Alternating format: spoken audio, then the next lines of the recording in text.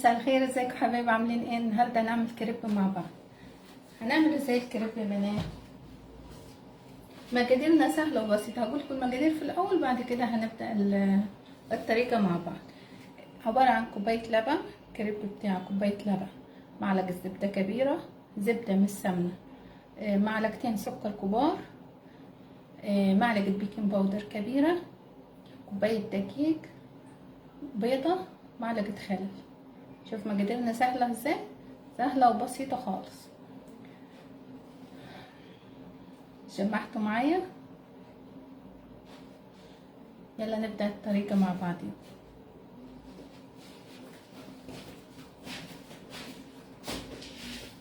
المقادير كلها هنضربها بشبشب في الخلاط، يعني ولا يحتاج على ايدك ولا حاجة.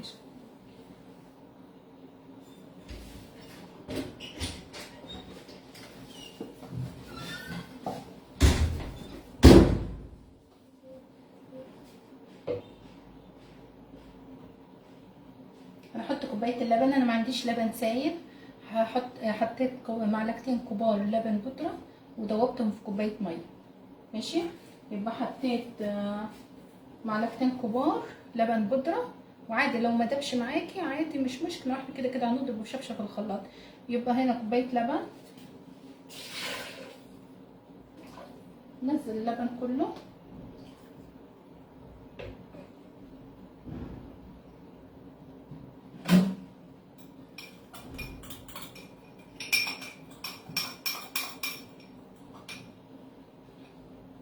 يبقى بنعمل ايه مع بعض؟ بنعمل كريب اللي لسه طالع معايا، بنعمل كريب يا بنات.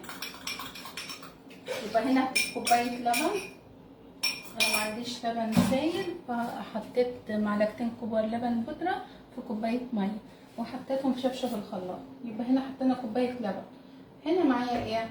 معايا معلقه زبده كبيره، انا حطهم كلهم مع بعض، معلقه زبده كبيره ومعلقتين سكر ومعلقه خل كبيره. يبقى معلقه خل كبيره، معلقتين سكر ومعلقه زبده كبيره. هننزلهم برضو في شبشب الخلاط. بعد كده حطينا كوبايه اللبن ومعلقه الزبده الكبيره ومعلقتين سكر ومعلقه الخل، وهحط البيض.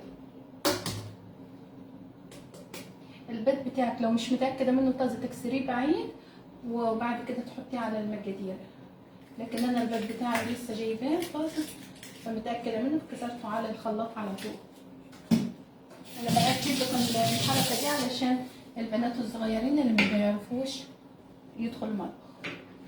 هعمل ايه دلوقتي؟ احط كوبايه الدقيق.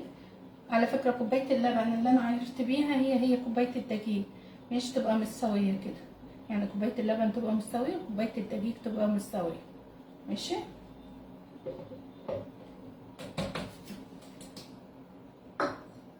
يبقى انا هنا حطيت ايه يا بنات؟ حطيت معلقتين سكر كبار وحطيت معلقه خل وبضايه وكوبايه لبن وكوبايه دقيق. ماشي، هضربهم جامد في شبشب الخلاط وبعد كده ارجع معاكم نشوف هنعمل ايه مع بعض.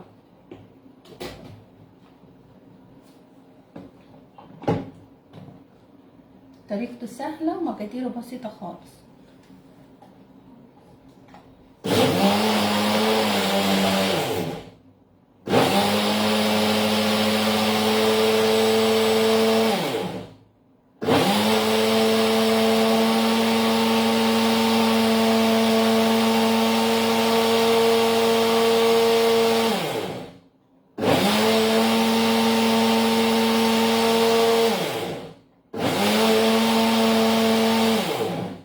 كده انا ضربت الخليط بتاعي، بصوا لما بيجي كريم ازاي، شايفين منظره؟ بصوا بيجي كريم. هعمل ايه دلوقتي؟ احط معلقه البيكنج باودر الكبيره، ثانيه تجيب معلقه.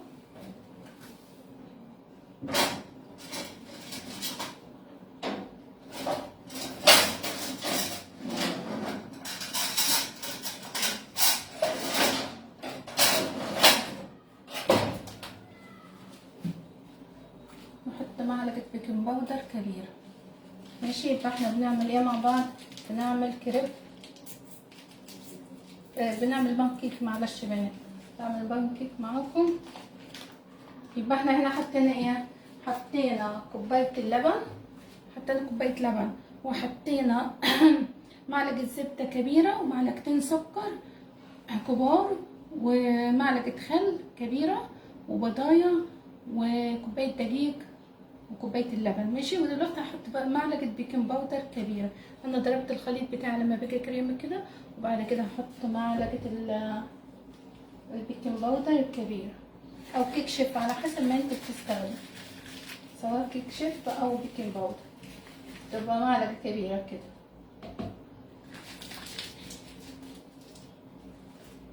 هعمل ايه تاني؟ هضربهم برضو تاني ضربه تاني، معلش على صوت الخلاط، هو صوته مزعج شويه.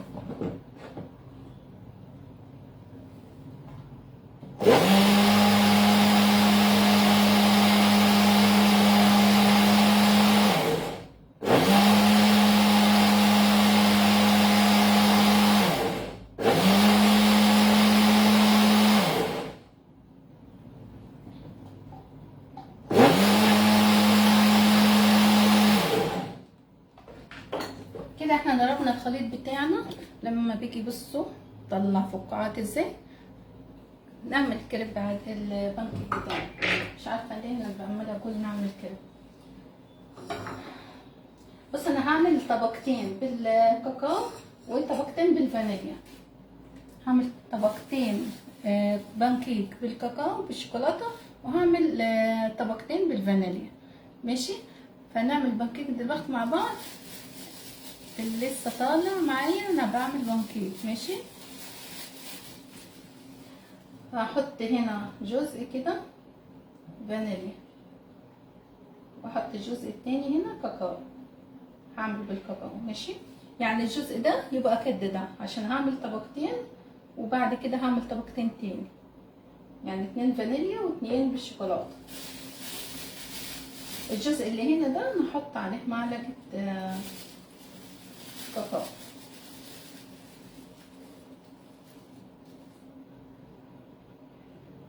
معلقه كبيره كاكاو خام. ماشي.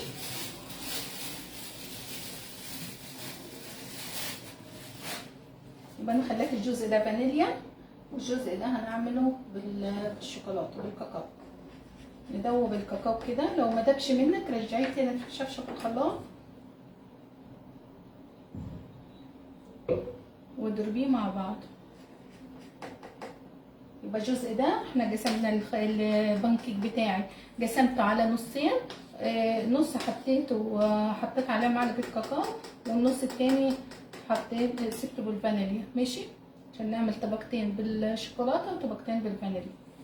لو ما دبش معاكي الكاكاو زي كده رجعيه تاني في شفشق الخلاط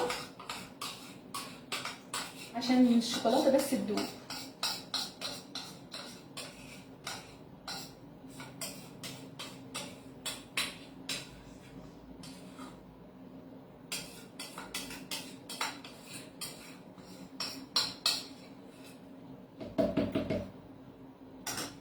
بص انا حطيت اللي بالكاكاو اللي انا حطيته، حطيت معلقه كاكاو كبيره على الجزء ده، على نص الخليط. ماشي. وهضربهم ضربه بس علشان الكاكاو يدوب يتخلط مع باقي المقادير.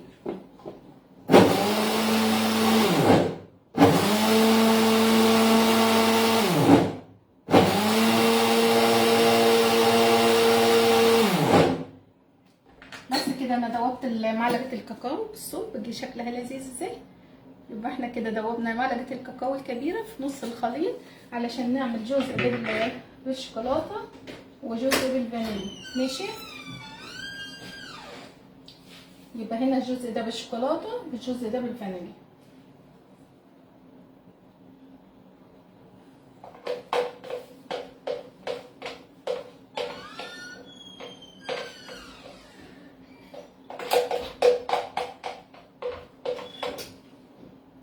نزلت كل الخليط بتاعي.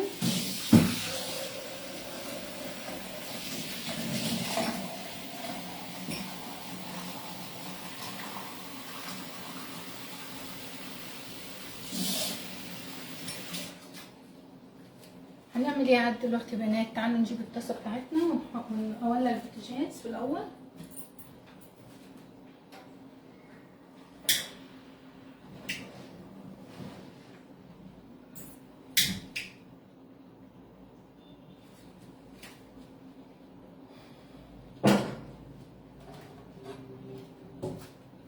شايفين الخليط بتاعي؟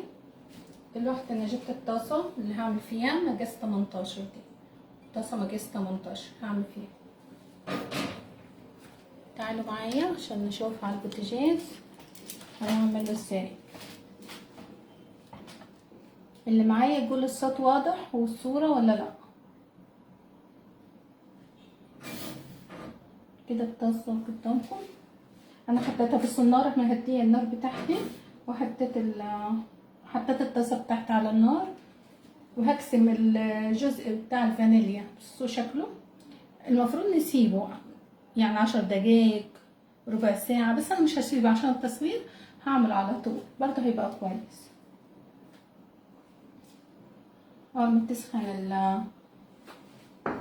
الطاسه بتاعتي انا هعلي النار لغايه ما تسخن الطاسه بتاعتي، بعد كده انزل بالبانكيك بتاعي.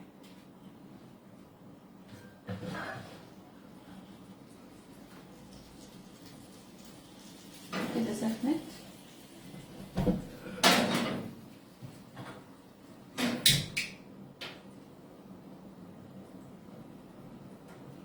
هدي النار شويه،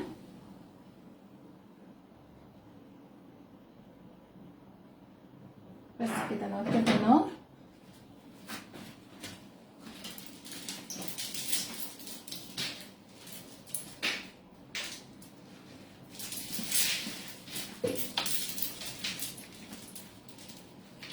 كده الطاسه بتاعتي سخنت يا بنات، وانا موطيه النار خالص. حط نقطه زيت بسيطه،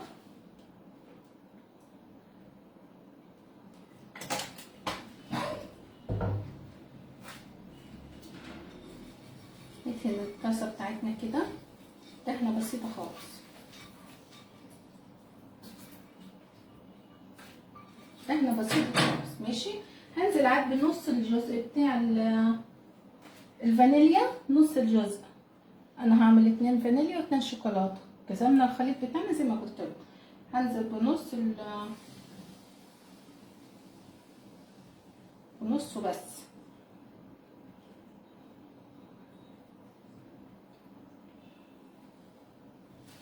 شايفين؟ بجيب الغطا انشف كويس الغطا بتاع الميه، ما يبقاش فيه ميه خالص، واروح مغطيه البانكيك بتاعي. يعني انا حطيت، عملت ايه دلوقتي؟ انا حطيت، قسمت الخليط بتاعي نصين، نص حطيت فيه شوكولاته، ونص التاني سبته فانيليا. النص اللي في الشوكولاته رحت قسمته نصين، حطيت جزء منه، دهنت الطاسه بتاعتي، واول ما سخنت نزلت بالبانكيك بتاعي. ماشي، نزلت بجزء، وبعد كده يعني مغطيه النار وغطيته. اول ما احس بيه ان هو يعني دقيقتين وبص عليه، يعني مش على طول، تحس ان هو خلاص ابتدى يشد. بص ابتدى يربى في القاعات كده، هو خلاص قرب يستوي، بس نفضل مغطيين عليه. البخار بيخليه البانكيك يستوي من فوق، هو عباره كانه عن زي فرن يعني بيسويه. البانكيك ده بيبقى شبيه للكيكه، بيبقى طعمه لذيذ ويبقى في منتهى الجمال. طريقته سهله وبسيطه خالص.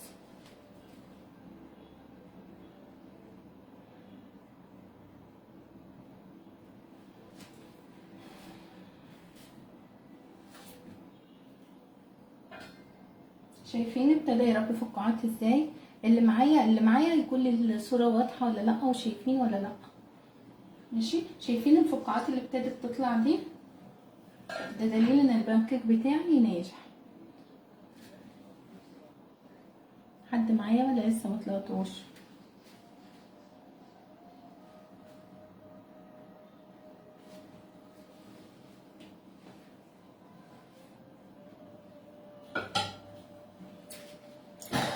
البانكيك ده يا بنات تعملوه بالعسل، في ناس بتحط عليه عسل ماشي، لكن انا العيال بيحبوه بالشوكولاته، انا هعمله بالشوكولاته.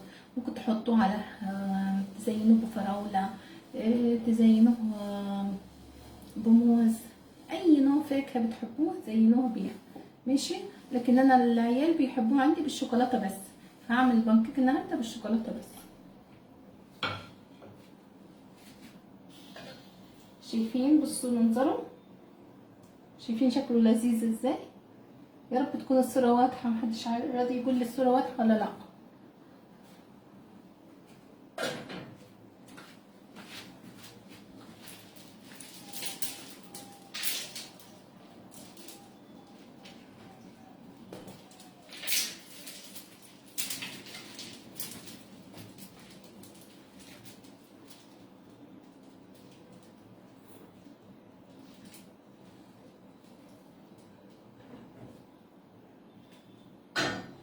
شايفين؟ بصوا، شايفين الفقاعات اللي ابتدت تطلع؟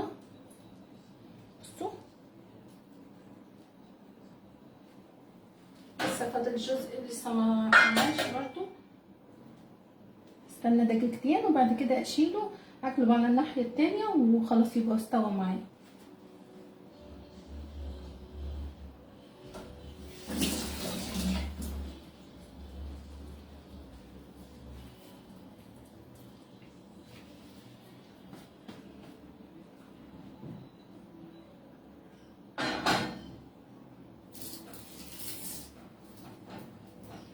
كده مادام عامل الفقاعات كده يا بنات يبقى خلاص استوى بتاع البانكيك بتاعي. بصوا شكله لذيذ ازاي وتحفه ازاي، فظيع. نهدي النار علشان ميتحرقش معايا.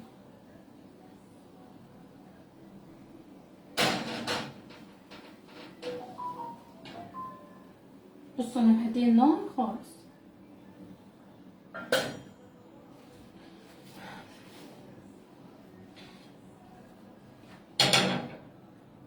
هو بس بياخد الوقت يعني دقيقتين كده. اول ما بتلاقي بتطلع فقاعات كده خلاص كده استوى معايا، اروح جايباها على الناحيه التانية. تلاقي الماده السائله اللي احنا حاطينها دي نشفت خالص وبيجي ايه، بيجي ماسك نفسه كده، فنروح جايبين على الناحيه التانية. اعملوا الطريقه دي يا بنات بتبقى لذيذه بجد. بصوا شايفين؟ شايفين شكل البانكيك لذيذ ازاي، فظيع نايتي خالص بجد. الطريقة دي تحفة تحفة، جربوها.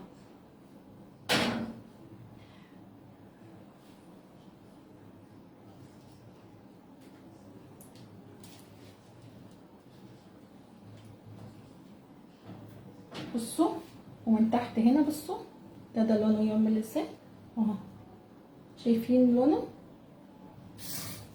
نشيلها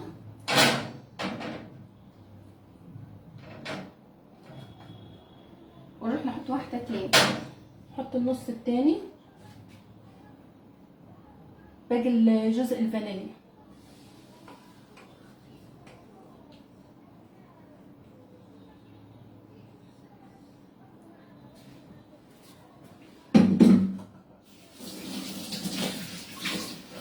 يبقى احنا المقادير بتاعتنا دي عملناها على ايه، على نصين، نص بالكاكاو حطينا عليه معلقه كاكاو، النص التاني حطينا عليه سيبناه كده فانيليا ماشي. وبعد كده وطينا اول ما الطاسه بتاعتنا سخنت رحنا هدينا عليها النار ودهناها. لو الطاسه بتاعتك بتلزق ادهنيها، مش بتلزق خلاص ماشي. وبعد كده رحنا عملنا جزء منه، قسمنا جزء الفانيليا على نصين، حطينا نص منه استوى وبعد كده النص التاني بعمله. وباقي المكيال اللي معايا بالشوكولاته حطيت عليه كاكاو، حطيت معلقه كاكاو كبيره وهعمل 2 بالشوكولاته ماشي. بجد الطريقه دي بتبقى تحفه والعيال بيحبوها خالص، جربوها.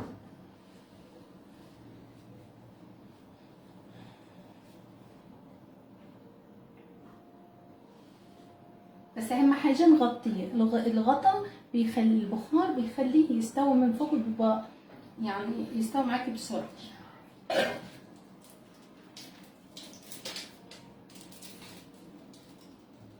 يبقى احنا بنعمل النهارده بانكيك.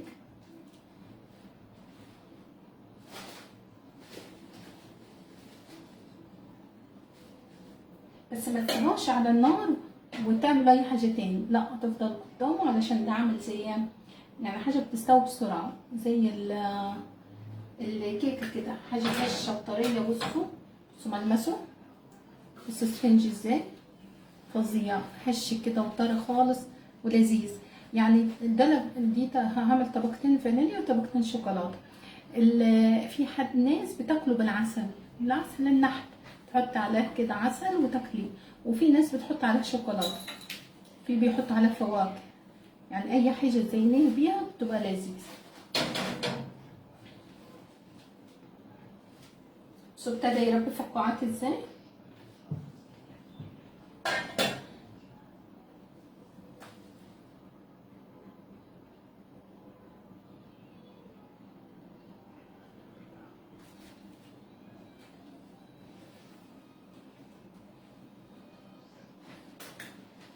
انا هجهز الشوكولاته بتاعتي عبالة ما البانكيك يستوي.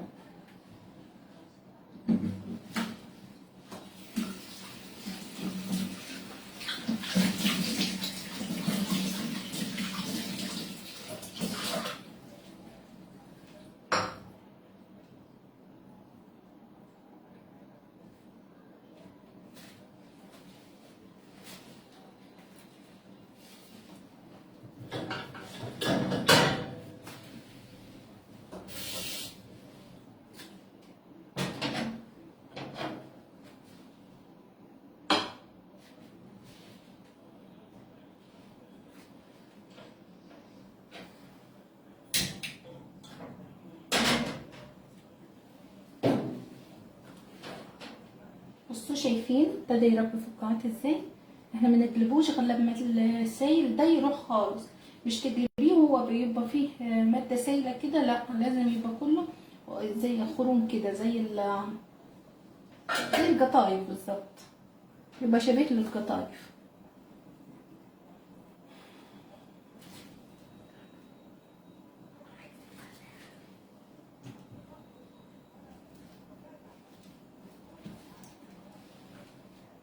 يبقى انا هعمل دلوقتي صوص الشوكولاته.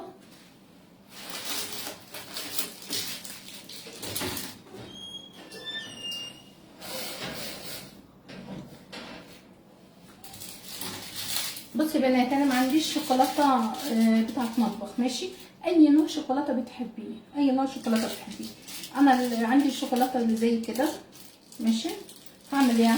جبت نص كوبايه ميه، جبت نص كوبايه ميه اهو، نص كوبايه ميه، احطها على النار. اول ما تسخن هنزل فيها الشوكولاته بتاعتي، ماشي. عندك شوكولاته مطبخ ماشي، اي نوع شوكولاته بتحبيها. انا دي شوكولاته عاديه، فهحطها كده في نص كوبايه ميه سخنه. يعني الشوكولاته دي لو انا بشرتها هتيجي كوبايه الا ربع شوكولاته، يعني كوبايه الا ربع شوكولاته فيها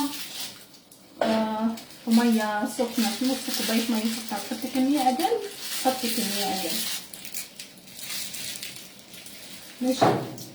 بصوا اهو، اول ما سخنت الميه بتاعتي، اول ما سخنت الميه بتاعتي نزلت بالاربع شوكولاتات دول بتاعتي، واسيبهم لغايه ما يسيحوا خالص. يسيحوا خالص هيبقى معاكي احلى شوكولاته تقدري تحطيها على البانكيك، ماشي. بصوا البانكيك بتاعي شايفين شد ازاي؟ لازم يبقى كده، ما نقلبوش الناحيه التانية غير لما يشرب، يبقى خلاص مفيش اي ماده سايله، ماشي. اروح جلباه على الناحيه التانية، شايفين شكله لذيذ ازاي؟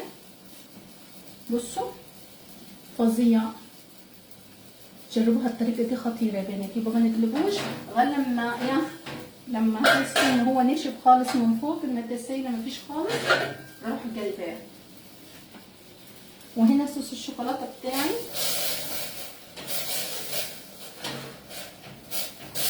انا سخنت الميه، سخنت نص كوبايه ميه وحطيت فيها الشوكولاته بتاعتي. اول ما غلت الميه بتغلي بنزل بيها الشوكولاته وبطفي عليها البوتاجاز، ماشي، علشان ما نسيبش الشوكولاته كتير على النار، علشان الشوكولاته ما تمررش معايا. وهبدوبهم كده، شايفين؟ هدوبهم وهوريكم صوص الشوكولاته يبقى شكله ازاي. ماشي. وسايبين البانكيك معانا على النار.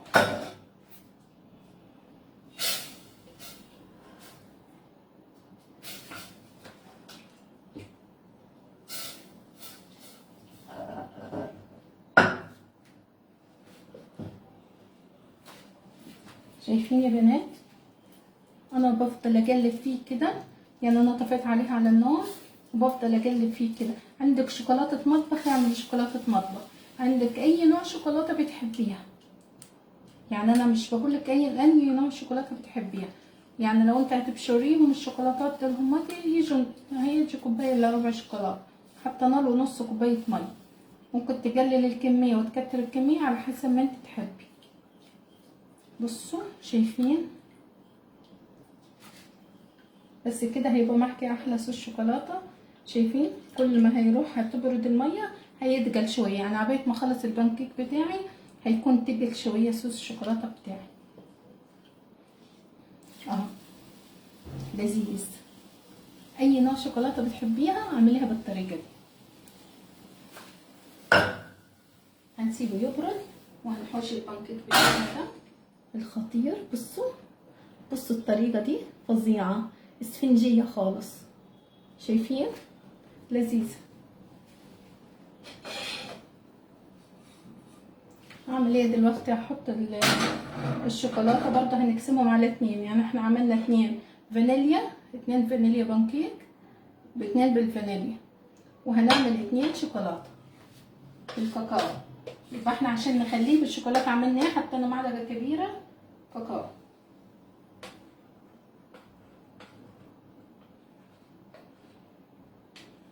كل ما بترتاح العجينه بتاعتك كل ما بتديكي نتيجه احسن. يعني انت لو هتعمل البانكيك ده سيبيه 10 دقايق. يعني اول ما نحطه كده نروح مغطين عليه، يعني بعد ما تضربيه في شفشق الخلاط تسيبيه 10 دقايق. 10 دقايق وبعد كده تبتدي تسويه. كل ما بيقعد كل ما بيبقى يديكي نتيجه احسن. بصوا فظيع خطير، عامل زي النايت يا بنات. جربوها الوصفه دي هتحبوها خالص. احنا عملنا 2 بانكيك وهنعمل 2 شوكولاته.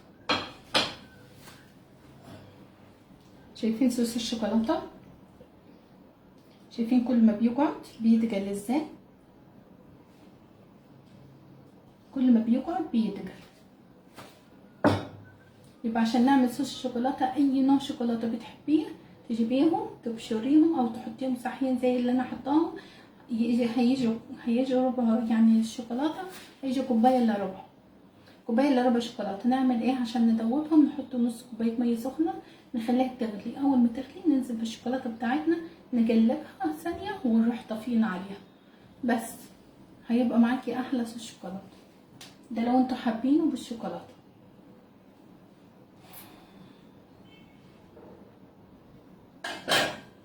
ما نقلبوش على الناحيه التانية طول ما هو سايب. اول ما بس بيشد كده معايا بروح قلبها على الناحيه التانية.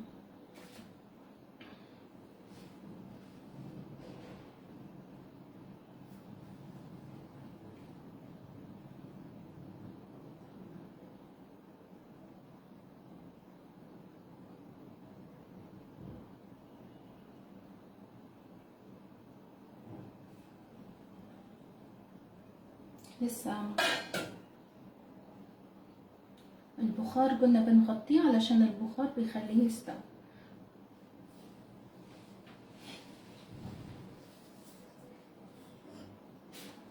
شايفين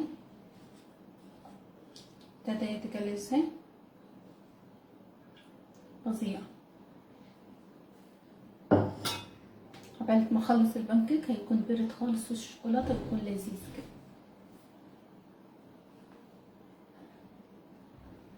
ابتدى يطلع فقاعات بس ما نقلبوش هو كده، لو قلبتيه هيبوظ منك.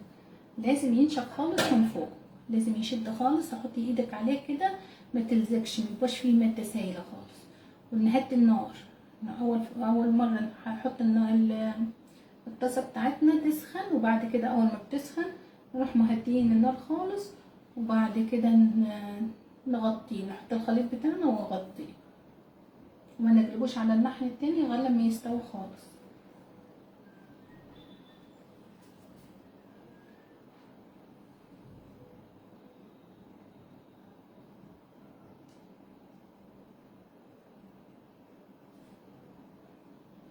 شايفين ابتدت تطلع فقاعات ازاي؟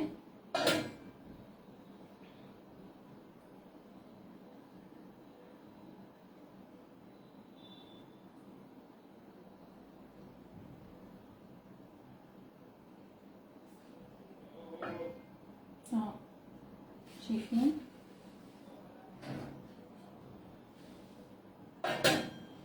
ابتدى يشد، كل ما يطلع فقاعات كده كل ما هيشد معايا وهيستوي.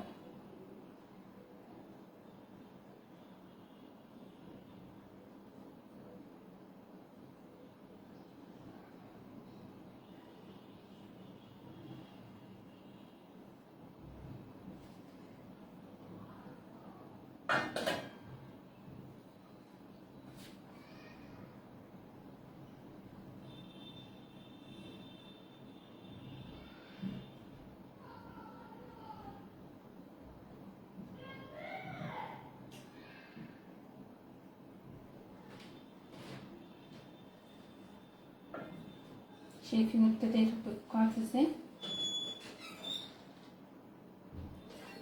قرب يستوي معايا، ما نقلبوش، ما نيجيش عنده ناحيته خالص غير لما يستوي خالص. يبقى مقاديرنا عبارة عن ايه؟ نعيد المقادير تاني عبال ما يستوي معانا البانكيك. كوباية لبن كبير، يعني كوباية اللبن، لو ما عندكيش لبن سايل حطي لبن بودرة، تحطي معلقتين لبن بودرة كبار في كوباية مية من الحنفية وتدوبيهم، وبعد كده تحطيهم في شفشة الخلاط. يبقى كوباية لبن، معلقة كبيرة زبدة، معلقتين كبار سكر، معلقة كبيرة بيكنج باودر، كوباية دقيق. الدقيق كوباية تبقى مساوية نفس الكوباية اللي عيرت بها اللبن تعايري بها الدقيق، وبضاية ومعلقة خل. نعمل الطريقة ازاي؟ عملنا ضربنا اللبن مع الزبدة مع السكر مع الدقيق مع البيضة مع الخل، اول ما داب الخليط بتاعي حطيت معلقة البيكنج باودر وضربتهم وبقي يعني كريم خالص. بعد كده قسمتهم نصين، نص حطيت عليه معلقة كاكاو كبيرة خام، والنص التاني سبته فانيليا. شايفين شد معايا ازاي؟ بصوا، تحطي ايدك كده تبقى مستويه، ماشي، ما نقلبهاش على الناحيه التانية غير لما نلاقيها تبقى كده استوت، ماشي.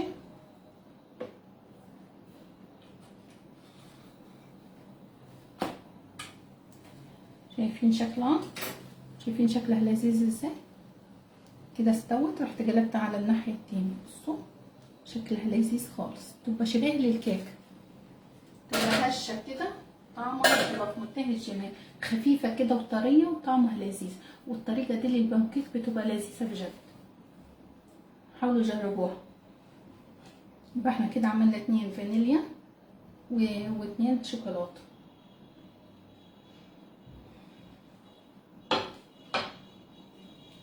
هو الوقت الاطول بيبقى على الناحيه التانية هو سايل، لكن لما بنقلبها على الجنب التاني مش بتاخد وقت طويل، يعني ما نسيبهاش كتير، هما دقيقتين وبنروح حايشينها ونحط الباقي الخليط.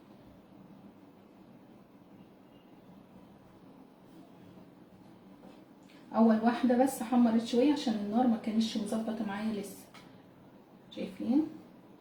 فبس تاني واحده بقى لونها بصوا لذيذ، يعني هي اول واحده بس اللي حمرت شويه علشان البوتاجاز ما كانش لسه العين اتظبطت معاه. ودي التاني.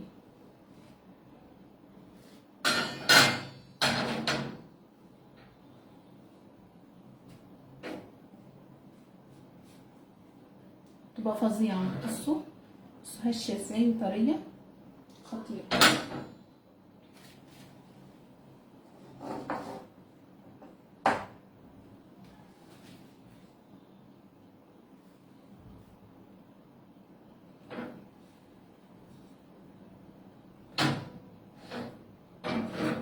ننزل بالجزء التاني، انزل باقي الخليط بتاعي.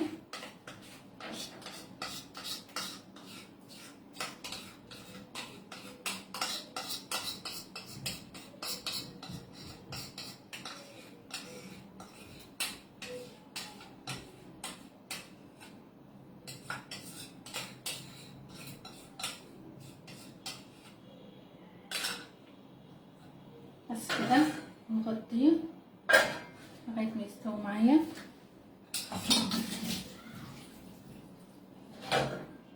بصوا شكلهم، بصوا فظاع ازاي، قلب شوكولاتة قلب فانيليا، شكلهم لذيذ شكلهم لذيذ خالص.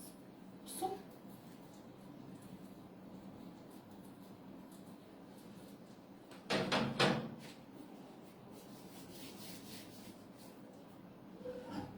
شايفين صوص الشوكولاتة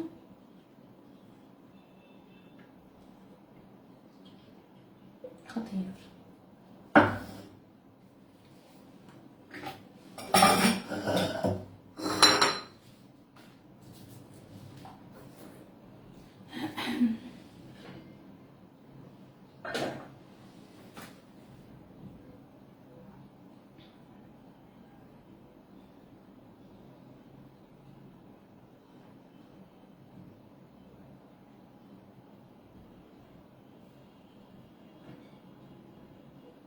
انا مهديه النار خالص علشان متحركش يعني.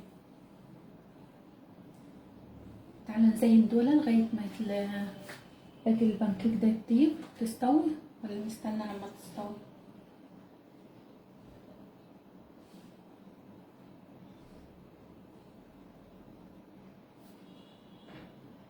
هي خلاص طيب.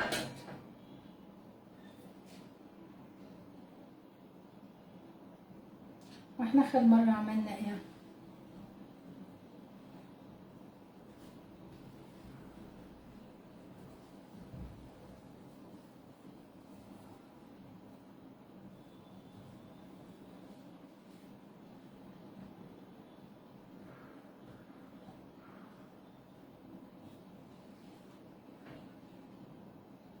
طول ما هي بتطلع فقاعات كده يبقى خلاص قربت تستوي، بس منجيش عندنا ناحيتها خالص ولا نقلبها ولا نلعب فيها اي حاجه، غير لما تشد خالص وزي ما وريتكم تحطوا ايدكم من فوق كده تلاقيها خلاص، يعني ما فيش فيها حاجه ماده سايله نطفي عليها، نقلبها على الناحيه التانية. شايفين ابتدت تطلع فقاعات ازاي؟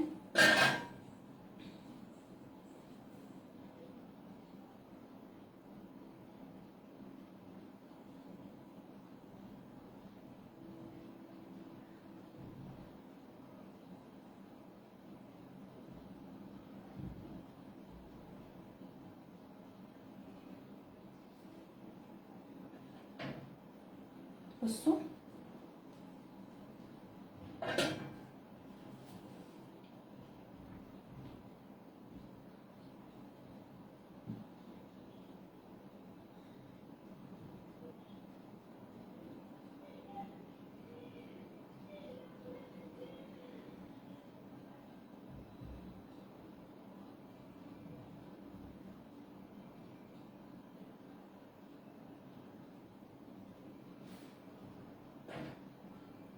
شايفين ابتدت تشد معايا وابتدى كل السائل بيروح.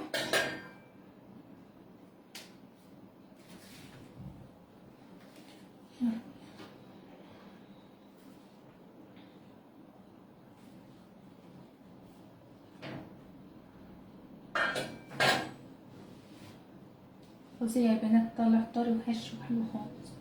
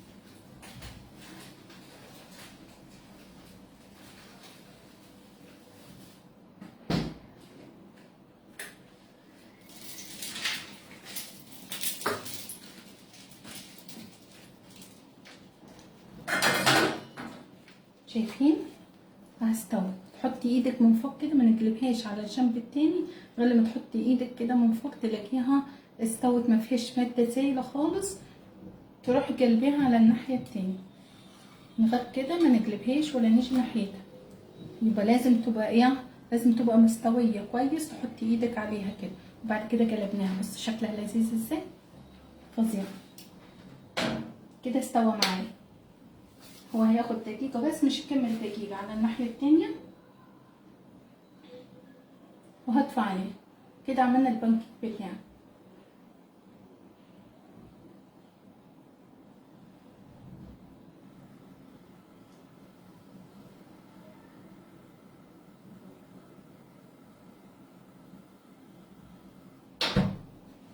يبقى اهم حاجه في تسويه البانكيك نوطي النار، واول ما بتسخن الطاسه بتاعتي نوطي النار. ماشي، هنزين البانكيك بتاعنا مع بعض.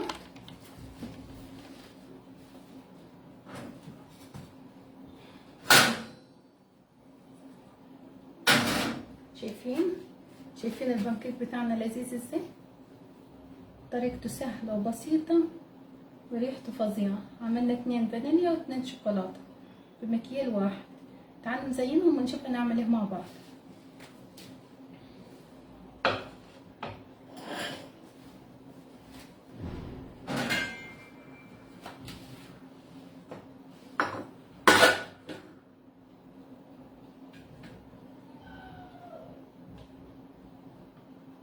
شايفين طر ازاي، شايفين طرب لذيذ ازاي، فظيع، عامل زي الكيك بالظبط وريحته فظيعه.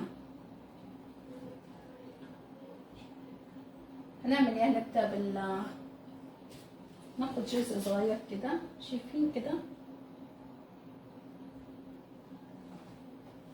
جزء الشوكولاته. الشوكولاته اللي عملناها ازاي، هناخد واحده فانيليا وواحده شوكولاته. بصوا حطها كده، حط الشوكولاته كده. ممكن تكتر الشوكولاته تعملي كميه اكتر يعني اللي حابين. حطينا واحده تاني فانيليا.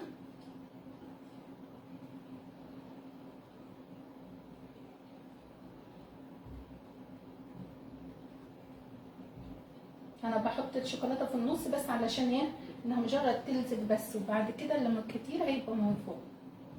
حطينا فانيليا شوكولاته. بصوا ننزل عاد بس الشوكولاته بتاعتنا كلها. شايفين كده، بصوا شكلها لذيذ ازاي، خطيره.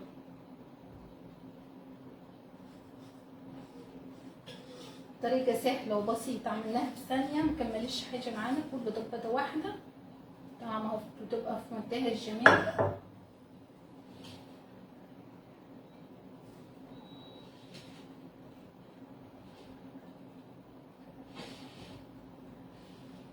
الشوكولاته دي بتبقى لذيذه. بص انا عندي كرزايه، يعني دي مش لازم يعني تحطوها وما تحطهاش براحتكم. انا بس لما الزياده دي اللي احنا عملناها. انتوا قاعدين معايا ولا مشيتوا؟ بصوا هنحط الكرزايه دي في النص كده. شايفين شكلها لذيذ ازاي، تحفه، خطيره. طريقتها سهله وبسيطه، عملناها. بصوا الشوكولاته اللي نازل ده بتاكلوها بيه برضه. يعني انا هكسرها كده. بصوا شايفين، تاخدي في صوص الشوكولاته كده، تحفه.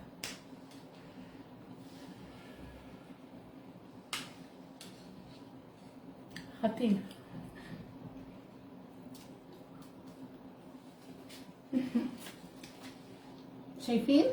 شايفين من جوه طبقات ازاي. اتمنى تجربوا، اتمنى تشتركوا في قناتي على اليوتيوب، واتمنى اكون ضيفه خفيفه عليكم وكنت فدتكم بحاجه بسيطه. اشتركوا في قناتي على اليوتيوب عشان القناه تكبر بيكم وليكم. الطريقه دي سهله وبسيطه، واللي يجربها يكتب لي.